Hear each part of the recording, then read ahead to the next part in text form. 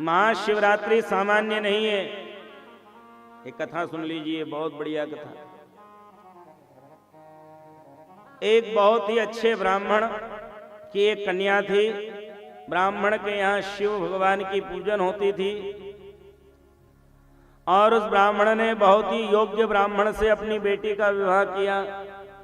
संयोगवश भरी जवानी में बेटी विधवा हो गई। प्रकृति का प्रभाव शरीर पे पड़ा और उसने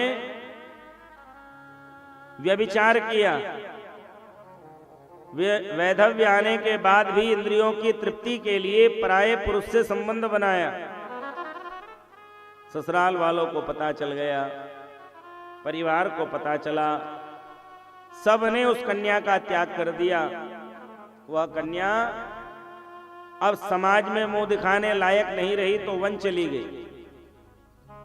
वन में एक भील से उसका संपर्क हुआ और उस भील ने उसे पत्नी के रूप में स्वीकार कर लिया।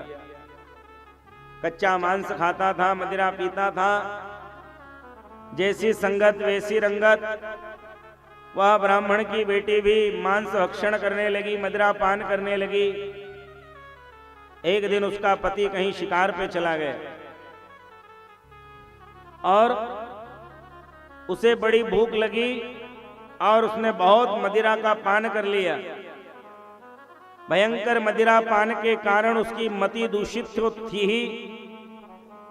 अब उसे जब भूख लगी तो उसने बगैर विचार किए एक हथियार हाथ में लिया। जहां बकरियां रखी जाती थी वहां पर गई अपनी भूख शांत करने। उन बकरियों के झुंड में गाय का बछड़ा था। अंधेरे में वह गाय के बछड़े को ही काट देती और उस गाय के वत्स का मांस खा लेती। महापाप अपने जीवन में किया। देखिए, जो जितने ऊपर होता है पतन भी उतनी ही शीघ्र गति से होता है। आप पृथ्वी पे चल रहे हो तो पृथ्वी पर ही गिरोगे, उड़ जाओगे। लेकिन आप बहुत ऊंचाई पर हो, फिर गिर गए तो पतन बड़ा माना जाएगा। इसलिए ब्राह्मणों को बहुत सावधान होकर अपना जीवन इस कलिकाल में जीना चाहिए, क्योंकि आप मोक्ष की अंतिम सीढ़ी पर विराजमान हो। भगवान ने आपको देवता बनाया है, भूदेव ब्राह्मण है। इसलिए पतन होगा तो इतना पतन होगा कि ब्राह्मण की बेटी भील से संबंध बना के और गाय का बछड़ा खा गई, मदिरा पी रही, भयंकर पीड़ाएं भोगती हुई शरीर छोड़ा। अगले जन्म में भयंकर कुरूप स्वरूप मिला। पूर्व के जन्म में यौवन का नशा था, सौंदर्य था। अगले जन्म में भयंकर काली हो गई, कोढ़ शरीर में हो गई और आंखों से अंधी भी हो गई। परिवार ने भी उसका परित्याग कर दिया, यत्र तत्र भटकती रही, भूख प्यास से बेचैन। किसी ने बताया कि भूख ज्यादा है, प्यास ज्यादा है, खान पान की इच्छा है तो महाबलेश्वर में मेला लगा हुआ है, चली जा, वहां बहुत भंडारे हो रहे हैं, बढ़िया प्रसाद मिलेगा। महाबलेश्वर गोकर्ण क्षेत्र कहलाता है। वहां के हर कण में शंकर का वास। महाबलेश्वर कभी जाइए, हर कंकर में महादेव, महाबलेश्वर, गोकर्ण तीर्थ कहते हैं, रहते हैं। भीख मांगने मेले के बाहर भिक्षुकों की पंक्ति में बैठ गई। भिक्षा में उसे किसी ने बिल्व पत्र दे दिया और उसके हाथ में बिल्व पत्र आया तो अंधी तो थी, उसने सोचा अरे ये क्या मिल गया, मुझे तो भूख लगी, ये खाना चाहिए, ये पत्ता कोई दे गया। और उस बिल्व पत्र को उठा के उसने ऐसे फेंक दिया तो पीछे भगवान शंकर की पिंडी थी, उस पर वो बिल्व पत्र गिर गया। और कुछ दुर्भाग्य ऐसा रहा कि उस दिन उसे ना जल मिला ना अन्न मिला और रात्रि पर्यंत वह तड़पती रही और तड़पती तड़पती भोर काल में उसने प्राण त्याग दिए। और अगला जैसे ही ये प्राण त्यागा उसने तो भगवान शंकर के गणों ने आकर के उसकी आत्मा की वंदना की और भगवान शिव के गण उसकी आत्मा को अपने धाम माने कैलाश ले गए। उस नारी ने भगवान से पूछा, मैंने पूर्व के जन्म में भी पाप किया, इस जन्म में भी कोई पुण्य नहीं किया, फिर मैं कैलाश कैसे आ गई?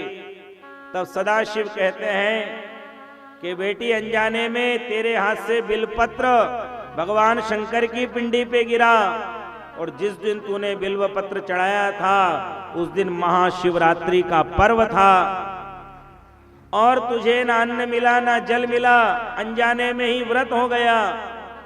तो जो व्यक्ति महाशिवरात्रि का विधि से व्रत कर ले और एक बिल्व पत्र भी अनजाने में मुझे अर्पण करे तो वो कितना भी पापी हो, मैं उसे अपना बना लेता हूं। ऐसे भगवान शंकर आज महादेव की कृपा देख करके वह तो धन्य हो गई। धन्य है महाशिवरात्रि का पर्व कि अनजाने में बिल्व पत्र चढ़ाया गया तो शंकर ने स्वीकार कर लिया। भाई, आपको तो हम इतना चिल्ला चिल्ला करके समझा रहे हैं कि भगवान शंकर की शरण में जाओ, प्रार्थना करो, निवेदन करो। शंभु शरणे पड़ी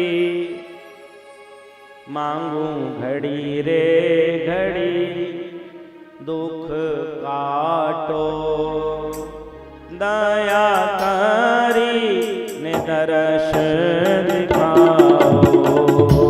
शंभु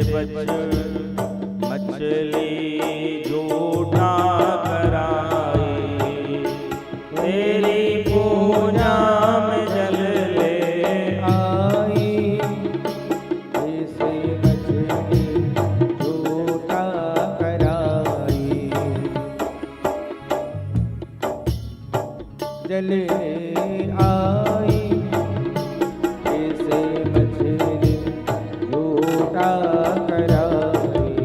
ओ तेरी पूजा में जल ले आई, जिसे मछली झूठा कराई।